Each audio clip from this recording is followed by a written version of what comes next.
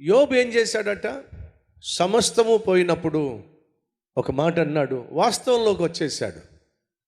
ఆస్తి అంతస్తులు పోయినాయి, అందరు బిడ్డలు పోయారు. అన్నీ పోయిన తర్వాత యోబు ఒక్కసారి కూర్చొని వాస్తవాన్ని గ్రహించే ప్రయత్నం చేశాడు. ఏమిటి వాస్తవం? ఈ లోకానికి వస్తూ ఏమీ పట్టరాలా, ఒట్టి చేతులతో వచ్చాను, దిగంబరిగా వచ్చాను, అది వాస్తవం. ఒకవేళ ఈరోజు నా దగ్గర నుంచి ఏమైనా పోయినాయి అని అంటే, ఒకరోజు ఇవి పోకపోయినా నేను విడిచిపోవాల్సిందేగా. అర్థమైందా మీకు? అవి పోకపోయినా నేనైతే వాటిని విడిచే పోవాలిగా.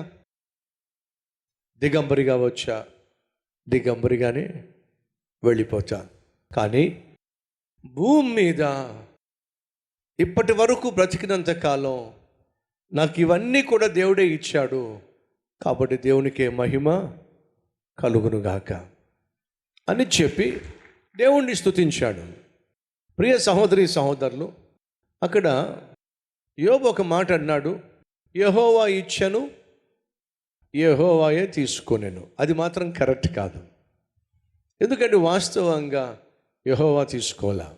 యోబు వెళుతున్న పరీక్షలో సైతాన్ ఇన్వాల్వ్ అయ్యాడు.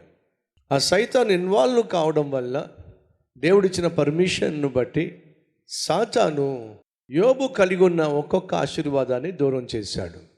సహజంగా దేవుడు మనకు ఇస్తాడు, ఇస్తూనే ఉంటాడు, ఇస్తూనే ఉంటాడు. అది ఆయన యొక్క నేచర్. అంతేగాని తిరిగి లాగేసుకునేవాడు, తీసేసుకునేవాడు మాత్రం కానే కాదు. అదే సమయంలో ఒకవేళ మనం కలిగి ఉన్న దాన్ని మనం పోగొట్టుకున్నాము అని అంటే అది దేవుడు తీసుకొని కాదు.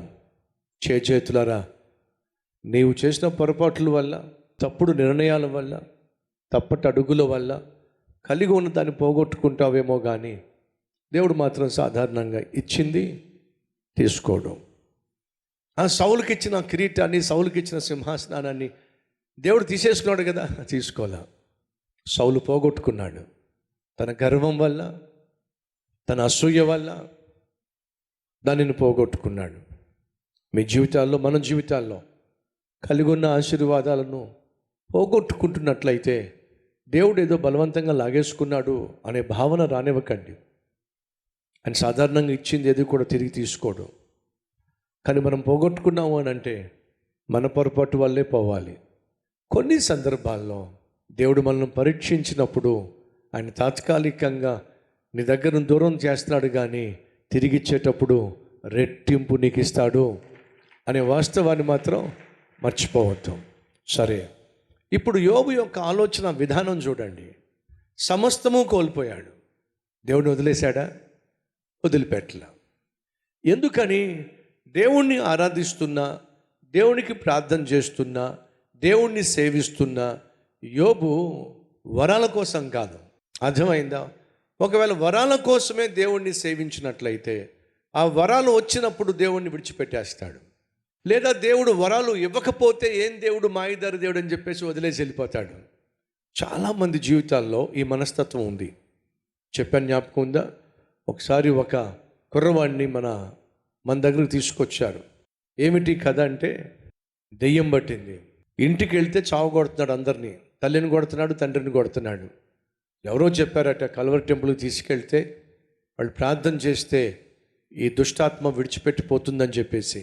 మీరు నమ్మండి, మన ఆరాధన సమయం 7 గంటలు అనుకోండి, 6 గంటలకే వచ్చేసేవాళ్ళు. మందిర తలుపు తీయడం ఆలస్యం, మొట్టమొదటిగా ముందుకొచ్చి కూర్చునేవాళ్ళు. ఏమిటయ్యా అంటే, పొద్దుటి నుంచి సాయంత్రం వరకు మందిరంలో ఉండేవాళ్ళు, ప్రతి ఆరాధనలో పాలు పంచుకునేవాళ్ళు. ఒకరోజు వారిని ముందుకు పిలిచి ప్రార్థన చేస్తే ఆ దురాత్మ విలవలలాడించి విడిచిపెట్టి వెళ్ళిపోయింది. వాళ్ళు ఎంత హ్యాపీగా ఫీల్ అయ్యారో, ఎంత సంతోషించారో.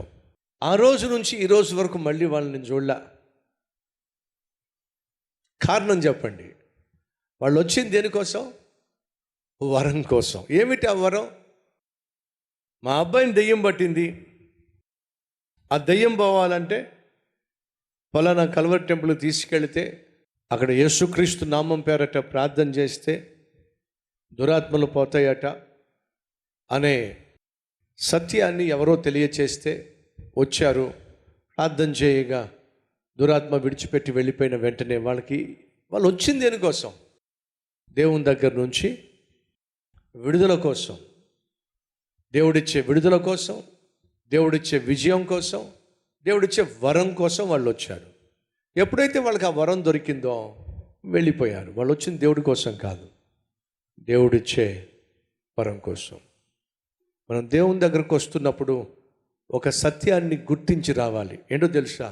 నేను సేవిస్తున్న దేవుడు నన్ను ప్రాణంగా ప్రేమించిన దేవుడు. నేను అడగకుండానే నా కోసం పరలోకాన్ని విడిచిపెట్టి వచ్చిన దేవుడు.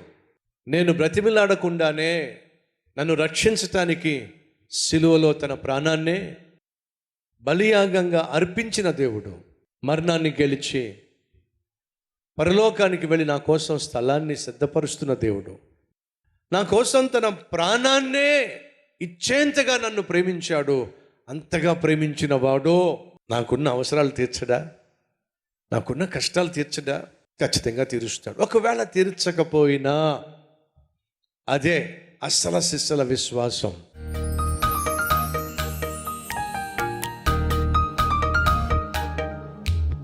మహాపరిశుద్ధుడు అయిన ప్రేమ కలిగిన తండ్రి, ఇది సున్నితమైన సందేశం, కానీ శ్రేష్టమైన సందేశం. ఈ సందేశాన్ని విని ఇది నా కోసమే దేవుడు మాట్లాడుతున్నాడు, ఇది నాకు అత్యవసరం గ్రహించిన ప్రతి ఒక్కరూ అయినా ఇక నుంచి అయినా బ్రతుకున్న 3 నాళ్ళు భార్యతో, భర్తతో, బిడ్డలతో, బంధువులతో, నాయన స్నేహితులతో, ఆత్మీయులతో ప్రేమగా మాట్లాడుతూ ప్రశాంతంగా జీవించటం, పలకరించటం అలవరుచుకోలా ఉన్న సహాయం చేయండి. ఈ ప్రయాణంలో ప్రతి ఒక్కరితో గొడవ పడుతూ, ప్రతి ఒక్కరితో గిల్లి కజ్జాలు దిగుతూ, వాళ్ళ మీద కోపపడి, వీళ్ళ మీద అరిచి, నాయన అశాంతి అసమాధానం మూటగట్టుకొని, అందరి చేత చీ అనిపించుకుని, అందరి చేత చీ కొట్టబడి ఈ లోకయాత్ర ముగించినట్లయితే దాని ప్రతిఫలం నరకమే కదా.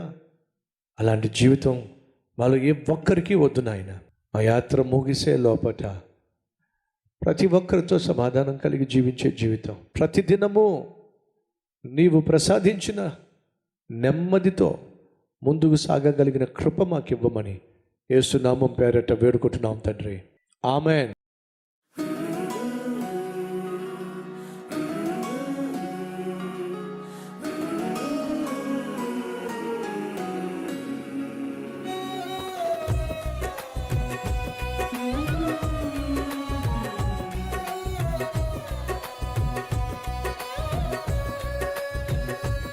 ఈ సందేశం మీకు ఆశీర్వాదకరంగా ఉన్నట్లయితే 10 మందికి షేర్ చేయండి, లైక్ చేయండి, మంచి కామెంట్ పెట్టండి. మళ్ళా రేపు కలుసుకుందాం. సెలవు.